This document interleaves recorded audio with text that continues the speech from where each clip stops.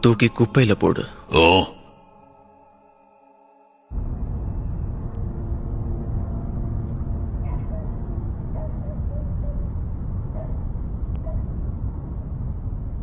ஒரு விஷயத்தை நீ புரிஞ்சுக்கோ. குற்றங்களே நடக்காத நேர்மையான உலகத்தை உருவாக்க போறேன். அதுக்கப்புறம் அந்த உலகத்தை கடவுள் மாதிரி ஆள போறதே நான் தான். இந்த நிலைமையில என்னோட ஆயுள் நீடிக்கணும்னு நினைப்பனா, இல்ல அதை தூக்கி உன் கையில கொடுப்பனா? என்கிட்ட கேள்வி கேட்கும் போது கொஞ்சம் யோசிச்சு கேளு. ஆ, சரி. என்னோட கோட்பாடுகளை நீ தெரிஞ்சுக்கணுங்கிறதுக்காக தான் அப்படி சொன்ன. இத நீ ஏன் முன்னாடியே சொல்லன்னு என்ன நீ எதுவும் கேள்வி கேட்க கூடாதுல, அதான். இந்த விஷயத்த நீ என்கிட்ட முன்னாடியே சொல்லலன்னா, நீ இப்ப சொல்றது லேட்டு தான். நீ என்ன பார்த்த முதல் நாளே இதை சொல்லிருக்கணும்.